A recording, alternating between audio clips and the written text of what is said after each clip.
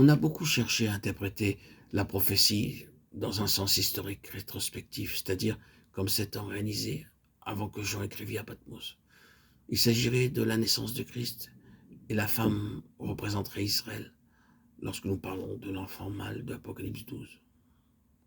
Cela étant, il est bon que nous regardions les choses en face et examinions de près certaines données très claires. Quelles sont les douleurs de l'enfantement qui sont citées dans verset 2? Où sont-elles les douleurs d'Israël à la naissance de Christ? Jamais encore Israël n'a été en travail pour la venue de Christ. C'est sans aucune douleur d'enfantement qu'Ésaïe 66, 8, 24 prévoit la naissance de Christ du sein de sa nation. Ce passage-là ne se rapporte pas à Apocalypse 12. Enveloppé du soleil, le Seigneur Jésus est lui-même le soleil, lumière du monde. Et c'est l'Église qui a été investie de cette lumière, de cette révélation de Jésus-Christ, de cette pleine et entière vérité de Dieu. Jamais la nation juive n'est apparue revêtue de cette lumière-là. Lorsqu'il est écrit la lune sous ses pieds, la lune n'a pas de lumière qui lui soit propre.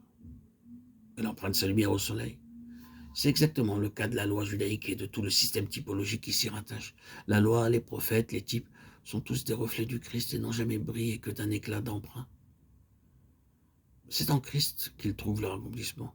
Et c'est dans l'Église qu'ils trouvent leur complète réalisation. Dans ce sens, ils sont sous les pieds de l'Église, c'est-à-dire par rapport à elle, dans une position de subordination. On ne peut pas faire le même rapprochement en ce qui concerne la nation juive. Il est écrit encore une couronne de 12 étoiles sur sa tête. Dans les Écritures, les étoiles sont des corps célestes revêtus d'autorité. 12 est le nombre de la puissance et du régime gouvernemental.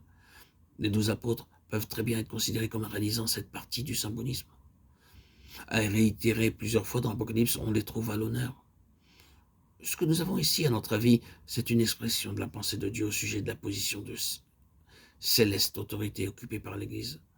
Selon Luc 10, 19, Éphésiens, cependant, que soit là la pensée de Dieu pour l'Église tout entière, comme cela ressort de l'Épître aux Éphésiens. En fait, il n'y a jamais eu qu'une fraction de l'Église qui parvient expérimentalement à cette union avec le trône. Telle est, sans aucun doute, la situation aujourd'hui. Il a toujours été ainsi. C'est pour cela qu'il y a dans le Nouveau Testament une telle somme d'exhortations et de mise en garde. C'est aussi ce qui explique les nombreux si conditionnels du Nouveau Testament, aussitôt qu'il serait né ou lorsqu'elle aurait enfanté. Il n'y a pas d'intervalle ici. Or, Christ n'a pas été enlevé et porté au trône à sa naissance. Au contraire, un intervalle considérable s'est écoulé auparavant.